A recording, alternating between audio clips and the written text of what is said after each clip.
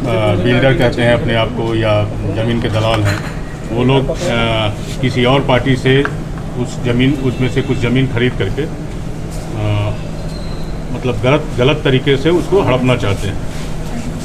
वो CO office में उसका सीमांकन कराने के लिए 11/3/2022 को उन्होंने एप्लीकेशन दिया था, जो कि मुझे मालूम चला, तो मैं भी उसको मतलब सीमांकन नहीं करने के लिए एक अपील किया कि वहाँ ऐसा केस चल रहा है उस ज़मीन पे, सो इसका सीमांकन ना किया जाए। तो उस समय मुझे आश्वासन दिया गया कि इस पर सीमांकन नहीं होगा, और उस समय सीमांकन हुआ भी नहीं। अचानक से मुझे 26/6 को मालूम चलता है कि उस ज़मीन पे अमीन गया है नापी करने के लिए, और नापी करके रिपोर्ट सीओ ऑफिस में पेश किया है। तो मैं 28 तारीख को फिर से सीओ ऑफिस में एक आवेदन दिया कि ऐसा है कि मैंने तो पहले भी आपको आवेदन दिया था कि इस पर सीमांकन न किया जाए, तो आपने कैसे इसका सीमांकन कर दिया, इसको रोका जाए। तो मुझे उस समय भी आश्वासन दिया गया कि नहीं, इसका सीमांकन नहीं होगा।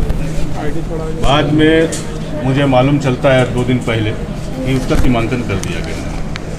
कल हम लोग सीओ ऑफिस भी गए थे, सीओ साहब से मुलाकात नहीं हुई, बड़े बाबू से मुलाकात हुई। उन्होंने कहा कि ऐसा है, जो सीमांकन हो गया है तो आप इसका नकल निकाल करके LRDC के पास एक आवेदन दीजिए, वहीं से अब इसका निष्पादन होगा, वहीं से ये इसको खारिज कर सकते हैं।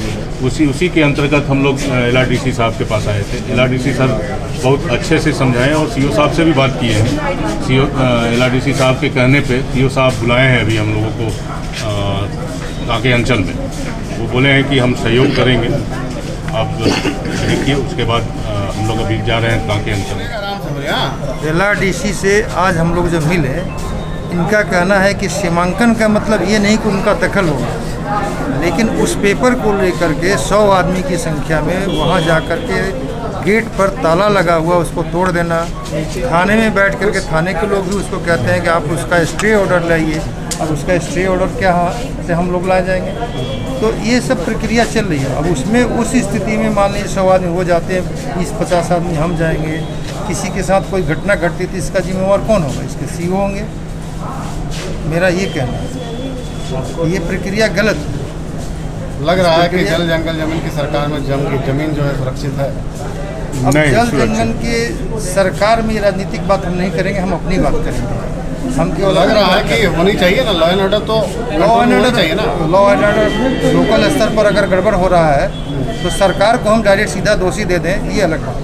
व्यवस्था तो उसी से चलती है ना। हाँ, व्यवस्था चलती है। ऊपर के पदाधिकारी को आज मालूम हुआ, इन्होंने कहा कि इस पर सुधार किया जाए। इन्होंने आज आदेश दिया कि इसको सुधार किया जाए। हम सरकार पर कोई आरोप प्रत्यारोप नहीं करेंगे। हम अभी अपने स्तर से अपनी बात कर रहे हैं। हमारे ज़मीन को हमको मुक्त किया जाए उनके जमीन से, बस इतना ही हमारा कहना है। परिचय बता दीजिए। मेरा नाम शिवाजी सिंह है, क्षत्रिय समाज से हम लोग आते हैं। जितने भी आज हैं हम लोग क्षत्रिय समाज से। आपका जमीन नहीं है? हम बोल रहे हैं अपना कुमार सिंह, BIT मैं विनोद कुमार सिंह BIT मेसरा में रहता हूँ। ये आपकी जमीन है?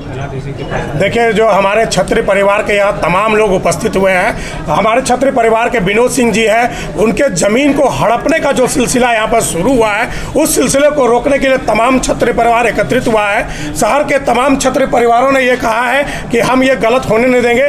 आज इसी सिलसिले में हम लोग रांची के LRDC साहब के ऑफिस में आए, और LRDC साहब से हम लोगों ने वार्ता की है।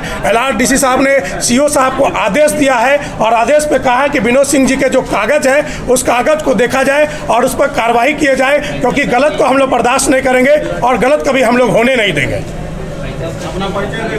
नंद किशोर सिंह चंदेल, क्षत्रिय परिवार।